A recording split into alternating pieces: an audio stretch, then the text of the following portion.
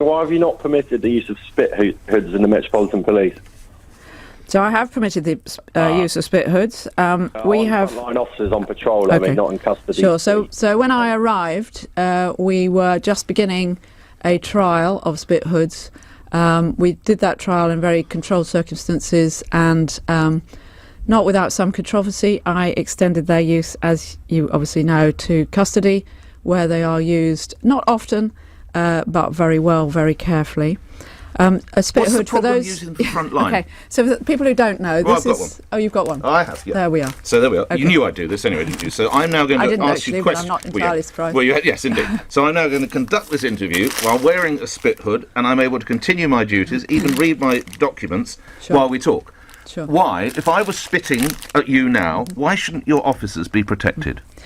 So nobody can say I haven't taken my officer safety seriously. I have increased taser more than we have ever had.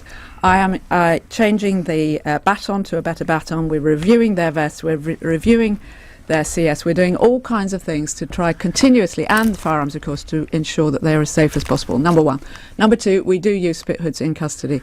Number three, spit hoods will only, by definition, be useful in cases where we know somebody is likely to spit. You, I think, would agree it's completely inappropriate to put it on somebody's head before we even have any idea that they might Well, no spit. one's suggesting that, Commissioner. No, but the number of occasions on which that happens, I believe, is relatively low, in fact, probably very low. Out of interest, I'm out and about on the streets with my officers all the time. In the last 18 months, neither I nor any of my senior officers have been asked by an operational officer for spit hoods. But here's the extraordinary let me thing. carry on. Go ahead, if you don't Commissioner. mind. Apologies, yes. Okay.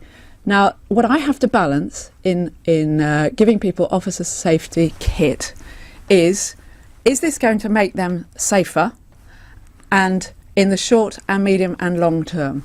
Now, firstly, I don't think at the moment, but I'm open to debate on this, I don't think that there are many occasions when it will make them safer. Number two, I believe that in the medium and longer term, the use of spit hoods may actually put my officers in more danger than not. How? Well, you've seen some videos recently of some sort of violent arrests, no doubt, things that have been happening where it's really hard for the officers to There was an incident in a control McDonald's somebody. in Hackney a couple of weeks ago. Can you imagine it either being practical or sensible for somebody to be in that circumstance? Not that I'm suggesting in McDonald's the person was spitting, No. but to try to ram a spit But why hood not on give the them head. the I don't kit? think it is. Because there's no point in giving them the kit if I don't think it's appropriate for them to Well, use why it. have the And British at the Transport moment Police I got don't. it wrong then, Commissioner? Because it is absolutely for any operational leader to make decisions on this. Now, Nick, please don't be unfair. I have said to my federation, as I'm sure you know, bring me the evidence, bring me the fact that the officers are asking for this and want it, and I will review this again. But I'm the commissioner who rolled out spit hoods to custody last year. It was available to other police forces since 2006. All right, well, let's just get a quick word from William. William, a response from you?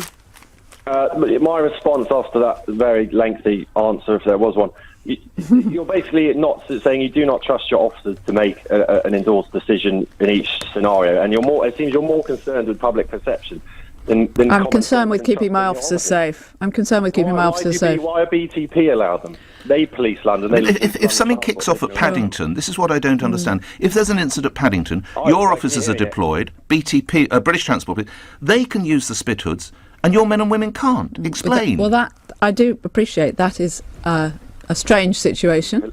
Ridiculous. But I would still say to you, there are times and places in London where trying to use a spit hood would be something that would almost certainly put my officers in more danger, not less. Secondly, it will subject them to probably long investigations and complaints.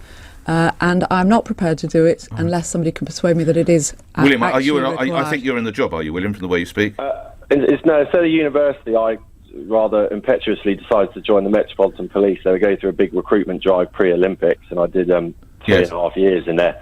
And I was bitten once on the arm by a woman who unfortunately was having some very, very difficult mental health issues. As we were transporting her to hospital, and she latched onto the inside of my left arm. Ouch. I was rushed to hospital, and she refused to give a blood test, and I believe because of certain laws in this country, she didn't have to give a blood test. So right. What happened to you? Are you still in the police, or have you left? No, I left. I'm in teaching now. Horrible. All right. So can I just say, Nick? Horrible, but please, Commissioner, support your officers on the ground, please. I have been incredibly supportive. I am open to arguments on this.